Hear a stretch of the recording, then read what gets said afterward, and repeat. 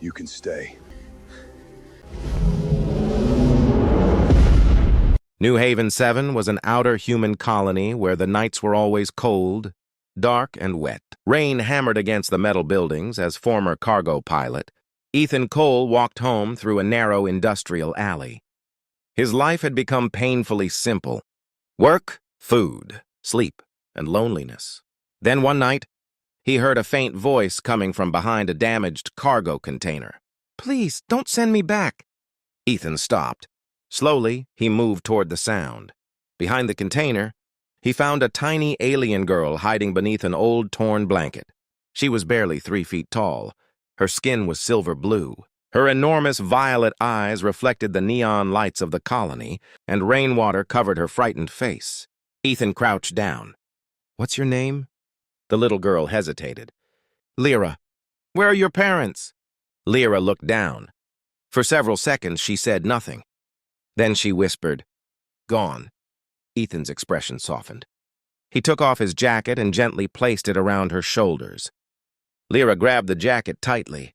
Then she looked up at him with innocent curiosity. "Do humans have families?" Ethan stared at her. For some reason, he couldn't find the words to answer. Ethan brought Lyra back to his small apartment. He searched through his kitchen and made the simplest meal he had. A sandwich. Lyra stared at it as if it were some incredible treasure. "Is this food?" Ethan smiled. "Yeah, it's just a sandwich." Lyra carefully took her first bite. Her enormous violet eyes suddenly widened. "This is amazing." For the first time in months, Ethan genuinely smiled. Lyra quickly finished the sandwich. Then she sat up straight and looked at him seriously. "I can work." Ethan blinked. "Work?" "I can clean. I can carry things. I can learn. I don't need much." She paused. Then, with complete innocence, she said, "I'll be your family." Ethan froze. For one sandwich a week?" The room became completely silent. Ethan looked at the tiny girl sitting across from him. "Lyra, you don't have to pay me to stay." Her eyes began to fill with tears. "Then," she swallowed. "Can I stay?" Ethan smiled gently. "Yeah, kid." He nodded. "You can stay." 3 weeks passed. Lyra slowly became part of Ethan's life. Every morning, she tried to make coffee for him. Unfortunately, her first attempt nearly destroyed the coffee machine. Ethan laughed so hard that he could barely breathe. For the first time, Lyra laughed too. Their tiny apartment began to feel like a home. But one night, everything changed. Massive alien warships suddenly appeared above the colony. Red warning lights flashed across the city. Lyra looked through the window. The color disappeared from her face. "They found me."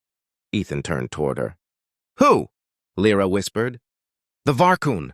The Varkun were among the most feared mercenaries in the galaxy. But they weren't searching for Lyra because she was a child.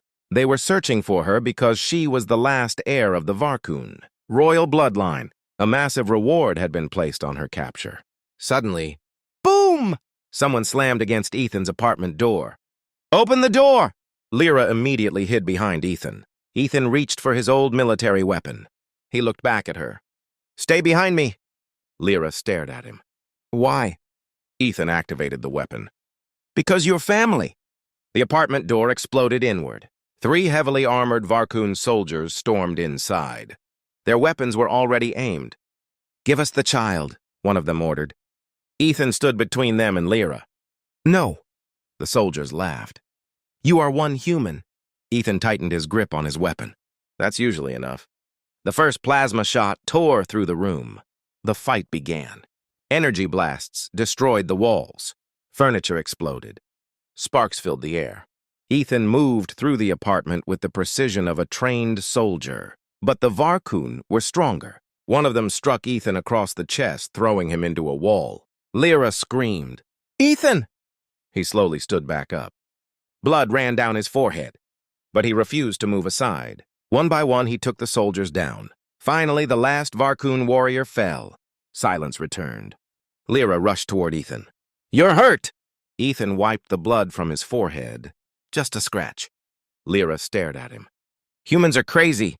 Ethan laughed softly. Probably. And in that moment, Lyra finally understood something. Family wasn't about blood. Family was the person who stood between you and danger when they had every reason to run. That night, Ethan finally learned the truth. Lyra wasn't an ordinary alien child. She was the last surviving heir of the Varkun royal family. Her parents had secretly sent her away to Earth to save her life. But the Varkun Empire wanted her back. They wanted to use her royal bloodline to reclaim control of the galaxy. Lyra stood quietly in front of Ethan. "If I leave," her voice trembled, "they'll stop coming for you." Ethan looked at her. "And where will you go?" "Anywhere." Ethan shook his head. "No." Lyra's eyes filled with tears. "Why?"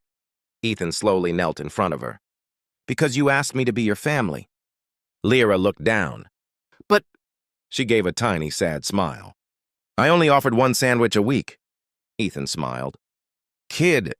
He gently pulled her into a hug. "You've already paid enough." Lyra finally broke down and cried in his arms. Outside the window, the stars continued to shine. Neither of them knew that by morning, the fate of an entire galaxy would change. The next morning, Ethan and Lyra stood on the rooftop of the colony. The sky suddenly darkened. Hundreds of alien warships appeared above them. Lyra became frightened. But this time, Ethan wasn't alone. One by one, enormous human defense ships emerged from hyperspace. Then hundreds more. Then thousands. The entire human fleet positioned itself between Earth and the Varkun Armada. The Varkun commander opened a communication channel. "Human!" His voice echoed across the sky. "Hand over the royal heir." Ethan looked at Lyra. Then he looked toward the enormous fleet. "No." The commander laughed. "You would start a galactic war." He paused. "For one little alien?" Ethan placed a hand gently on Lyra's shoulder. "No." His voice became calm and powerful. "We're not fighting for an alien." He looked toward the fleet. "We're protecting family." Thousands of human warships activated their weapons at the same time. The Varkun commander stared at the overwhelming human fleet. For the first time, he understood. They hadn't found a helpless alien child.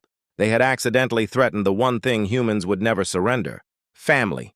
The Varkun fleet finally retreated. Years later, historians would call the event the Sandwich War.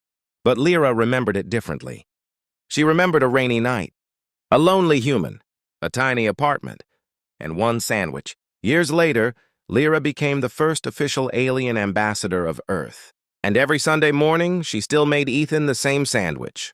Because sometimes, the smallest promise can change an entire galaxy. And sometimes the beginning of a family is just one person saying, "You can stay."